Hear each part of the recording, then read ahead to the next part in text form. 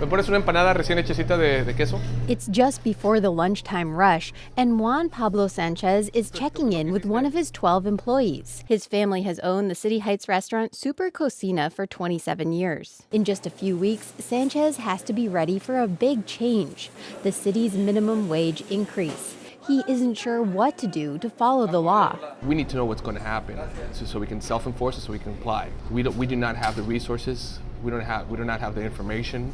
We don't have the contact to be able to really know how to apply the law. He doesn't even know what date the new law goes into effect. I have to call in to my paychecks or to my pay company, and they don't know the law, so I have to be able to explain to them how it's going to accrue, and so.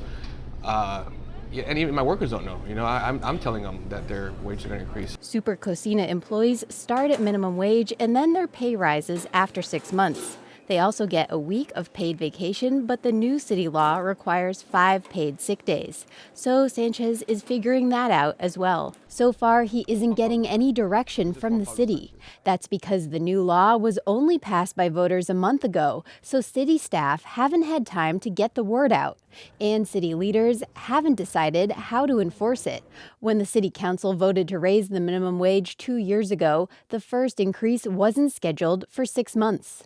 But then business groups blocked the increase with a referendum. So now the city has less than a month to get a system into place to enforce the law before the increase takes effect. And when do we want to send it to council and mayor? ASAP? The San Diego nonprofit Center on Policy Initiatives is working to make sure the wage hike is enforced. Its director, Claire Crawford, wants the city to take several steps. Making sure that information is available in multiple languages.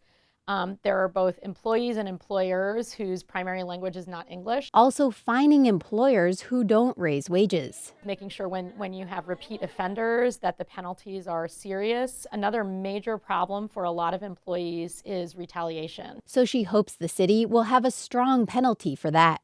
The city council will vote on several ways to enforce the new law this month, including fines of up to $3,000 for retaliation and putting up posters to tell employees about the new law.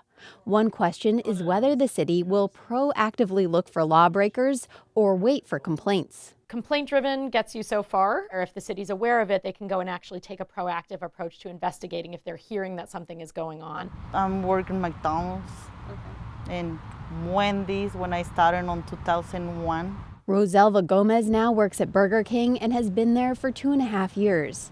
She still earns minimum wage and is eager for the 50-cent raise coming in the next few weeks. It's a $56 more every month.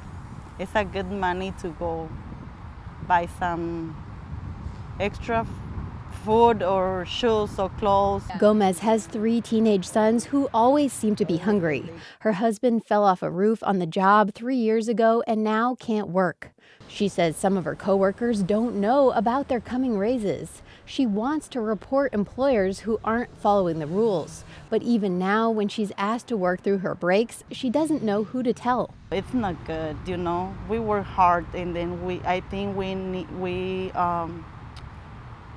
need respect. Back at Super Cocina in City Heights, the employees are cooking pan after pan of enchiladas, soups, and mole. The owner, Sanchez, says he supports raising salaries, but feels businesses like his are left out of policy decisions. We want to be able to comply and do everything right, and sometimes, the fact that we haven't had any information, that we're not being supported, makes us feel more left out. The city has $400,000 in this year's budget to enforce the new law.